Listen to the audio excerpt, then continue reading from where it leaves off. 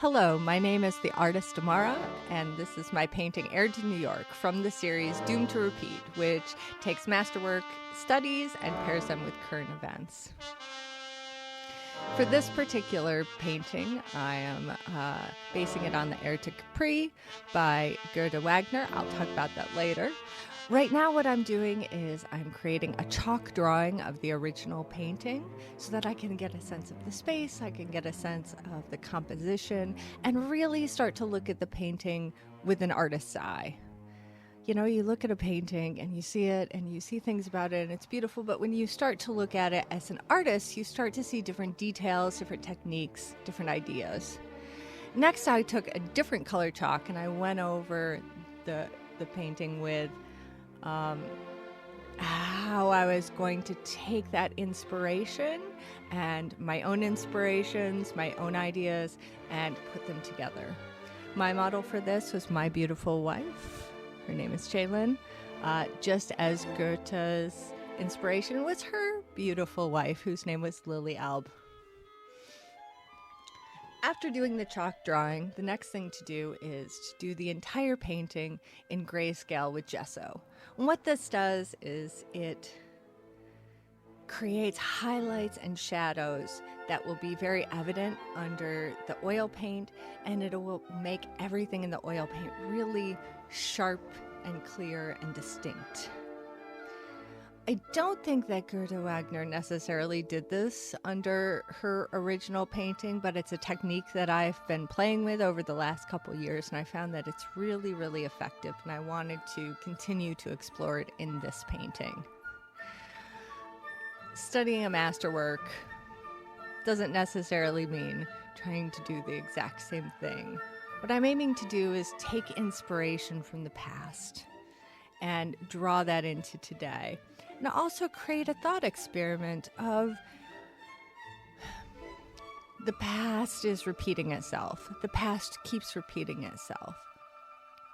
So how can we be better as humans, as a society, as a culture, as a planet, as a people? How can we break the cycle of repeating and do something better? So let's look at the past. Let's look at Lily Alb and Gerda Wegener. Lily Alb was the model. She was born in 1882 as male at birth. She was a transgender woman and a trailblazing Danish landscape painter. Putting those two words next to each other, transgender and trailblazing, made it really hard. She was a transgender woman and a trailblazing Danish landscape painter. She was also one of the first transgender women to undergo gender-affirming surgery. Now, her egg cracked after she, then presenting as masculine, stood in for an absent feminine model for her wife, Gerda Wegener, who was also an artist, obviously. Through dressing in women's clothes to model, Lily found that the garb felt natural and right to her and unlocked something in her brain. The pair moved around for a while. They finally landed in Paris, where Lily completely socially transitioned. After Paris, she ended up moving to Germany in 1929, undergoing a couple of gender-affirming surgeries before dying of complications in 1931. And this series of paintings by Gerda of Lily, they're one of the earliest known sets of paintings of a transgender woman living her best life. Not that there haven't been others in the past. We'll talk about the long history of transgender people in the world. But this was known, this was out, this was open. And that's fantastic. I was so pleased when I started doing this series to find this phenomenal painter and her model and learn more about them and really delve into that. Unfortunately, the clinic where Lily had her surgery was destroyed by the Nazis a few years later. And we'll talk about that too. first I'd like to go back to the painting that I'm currently doing. For this painting, I had to really work on doing hands. Hands are exceptionally hard, and especially hands creating music are very difficult. My wife's hands are so graceful when she's playing her bass. And I wanted to capture that, but I kept on having to go back and do that one hand over and over and over again because it was too small. I'd make it a little bit bigger and it was still too small. And I think I ended up doing it 3 times in total before even doing the oil painting. There are a lot of ways to do oil painting. So Bob Ross puts oil over the whole canvas first and then moves the paint around on the oil. The thing with that technique is that it means that you have to put paints down and then leave them alone. You can't really play with them. Everything gets very muddy. So you have to really put paints down and then be done with it. And I didn't want to do that. But I also didn't want something like a Van Gogh painting, which is almost sculptural in its quality. So what I did was I took my oil paints and I slightly oiled them down. And then started creating the painting. And I had to go very much piece by piece and figure out, because if you're doing painting right next to where you've just painted, then you can pick up some of the color. And obviously I wanted the figure in it to be very separated from the landscape. So I had to be careful about the order of operations here.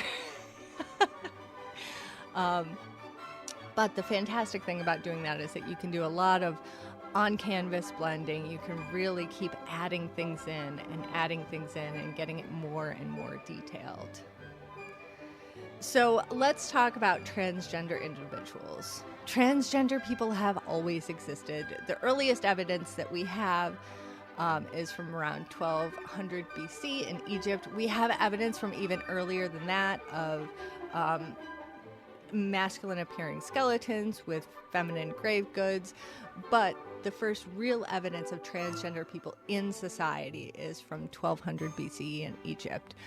However, on every continent and in nearly every culture, transgender individuals are recognized and often celebrated. They have a very special and unique place in society.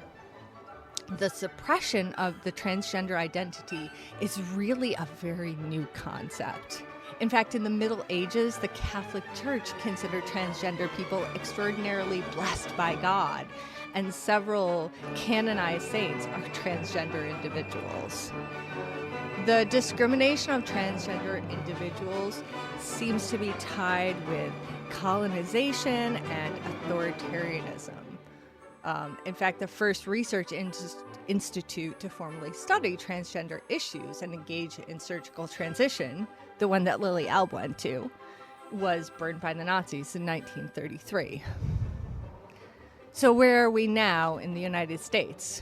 Well, currently, there are 668 active acts of legislation in 43 states aimed at erasing transgender individuals from society in a genocidal process. This is no joke. It's terrifying for the individuals who are going through it.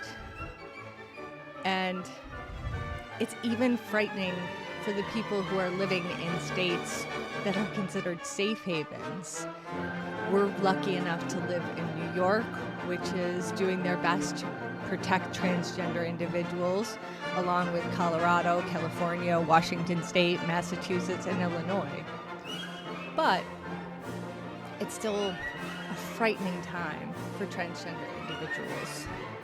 And I think Lily Alb really summed it up very well when she said, "I don't want to be a phenomenon. I want to be a quite normal and ordinary woman. I'm not a transgender individual, but I live with one. I love one.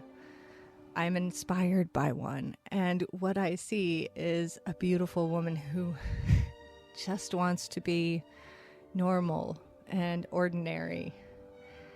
And I think that that's the experience of a lot of transgender individuals and non-binary people. And I think that it's important that we support transgender identities. And if you've liked this video, I hope that you will click like and maybe even subscribe. Thank you very much for watching.